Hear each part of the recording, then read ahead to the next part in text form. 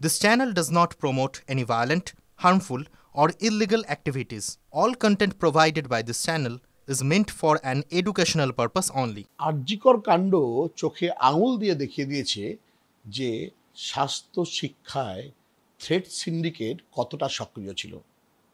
Cooch Behar MJN medical কলেজেও ঘটেছে এমন এক ঘটনা, এক ছাত্রী আত্মহত্যার পথ বেছে নিতে বাধ্য হয়েছে, অভিযোগ তার বাবা মায়ের। এই মুহূর্তে কলেজের অধ্যক্ষ রয়েছেন আমাদের সঙ্গে, তার কাছ থেকেই জানবো ঘটনাটা কি হয়েছিল।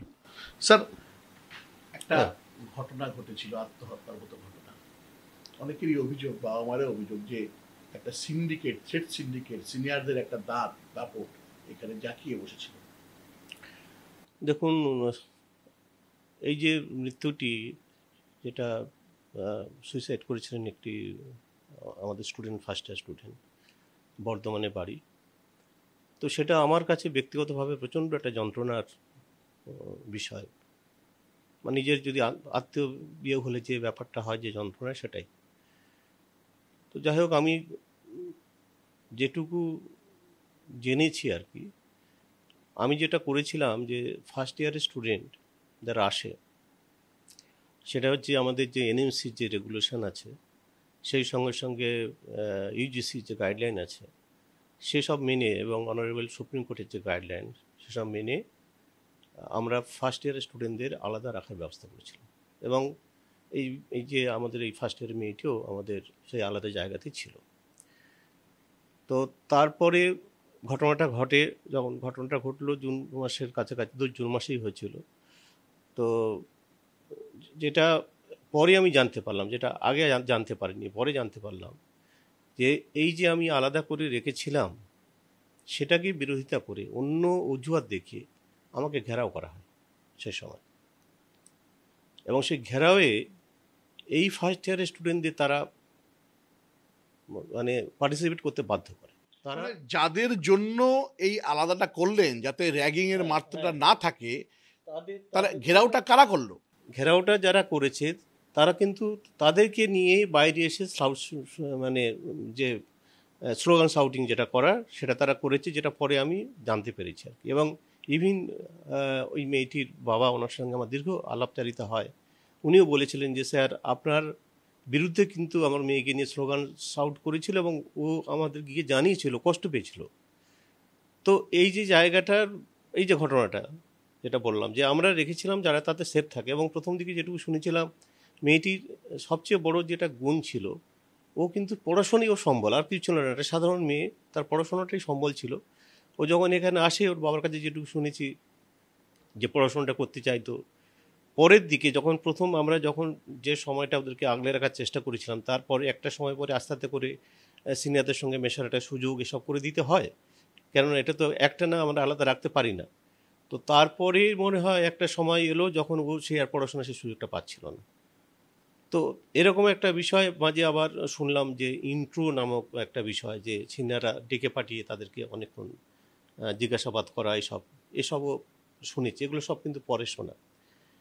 আমি ওর বাবার সঙ্গে যখন আলাপ আলোচনা হয়, তখন বলেছিলাম যে আপনি, ওর বাবা অনেক কথা বললেন যে মেয়ে আমার এই বলেছে, তো তাদেরকে ইন্ট্রো করা হতো। তাহলে আপনি তো একবার আমাকে জানাতে পারতেন। তখন উনি যেটা বললেন যে আমি আসতে চেয়েছিলাম আপনার কাছে, কিন্তু মেয়ে আসতে দেয়নি। এখন মানে জানতে পারলে কি করতে পারতাম, জানতে পারলে আমি অন্তত একটা কাউন্সিলিংয়ের ব্যবস্থা করা, ডেকে পাঠানো, যদি কোনো কিছু আইডেন্টিফাই করা যায় তার বিরুদ্ধে কিছু ব্যবস্থা গ্রহণ, এটা হয়তো করার চেষ্টা করতাম। সেটা কোথাও একটা চাপ ছিল, যে কারণে বাবাকে জানালেও বাবা যখন আপনার কাছে দেখা করতে আসে, তাকে আসতে বাধা দেয় সেই মেয়ে। মোস্ট লাইকলি হয়তো একটা পরোক্ষ চাপ ছিল, যে জন্য তার মনে হয়েছে যে প্রিন্সিপালকে জানালে তার অসুবিধা হতে পারে হয়তো। এই মেয়ের বাবার কাছ থেকে আমরা শুনেছি যে একটা বড় চাপ ছিল, যে পরীক্ষা হলে পরীক্ষা দিতে গিয়ে দেখছে অন্যান্য ছাত্ররা নকল করছে, তার থেকে কিছুটা ডিপ্রেস হয়ে যায়, এমন একটা অভিযোগ তার ছাত্রীর বাবা করছেন। আমি তো আপনাকে বললাম যে মেয়েটির সম্বল ছিল যে পড়াশোনা করা, সে পড়াশোনাটাকে আগলে রেখে সে কয়েকবারে পরে তবে চান্সটা পেয়েছে, প্রথমবারে পায়নি। তার মানে পড়াশোনা করতে করতেই সে পেয়েছে। এবার সে পড়াশোনা ছাড়া সে কিছু বোঝে না। এবার সে যখন দেখছে অন্য একটা কালচার মানে তার চোখের সামনে পড়ছে, খুব স্বাভাবিকভাবেই মানে ও কেন, আরও অনেক মেয়ের মধ্যে বা ছেলের মধ্যে এরকম একটা যন্ত্রণা আসতে পারে। স্বাভাবিক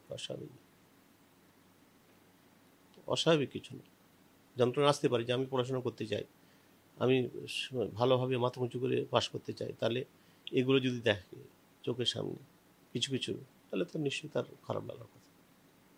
আরেকটা বিষয়, এই আত্মঘাতী ছাত্রীর বাবার বক্তব্য যে ঘটনার বেশ কিছুক্ষণ সময় চলে গেছিল, তারপর তারা খবর পেয়েছেন এবং পুলিশ বা অন্যান্যদেরকে আবেদন করেছিলেন যে কাদের কাদেরকে ইন্টারোগেট করা উচিত, সেটাও করা হয়নি। তার একটা বিস্তর অভিযোগও রয়েছে।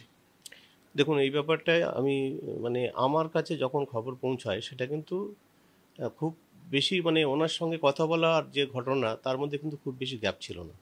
কেন বলছি, যে আমি যখন খবরটা পাই, যখন আমাদের স্টাফেরা প্রথমেই দেখে যে এবং ওর আসলে ওর রুমমেটটাই প্রথমে আইডেন্টিফাই করার পরে স্টাফদের ডাকে, তারা দেখে, তারপরে যখন আমি খবর পেলাম তখন দেন অ্যান্ড দেয়ার আমি পুলিশকে জানাই এবং পুলিশকে জানানোর পরেই ওনার বাবাকে আমি ফোন করি।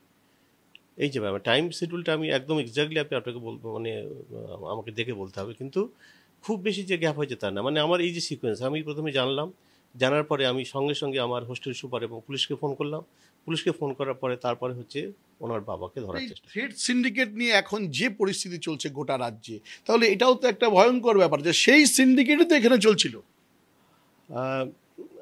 আমরা 25 তারিখে একটা কলেজ কাউন্সিল মিটিং ডেকেছি আমাদের কাছে, এবং এটা আমি আপনাকে বলছি যে এই ঘটনাগুলো অধিকাংশ ক্ষেত্রে আমাদের কাছে পৌঁছয় না।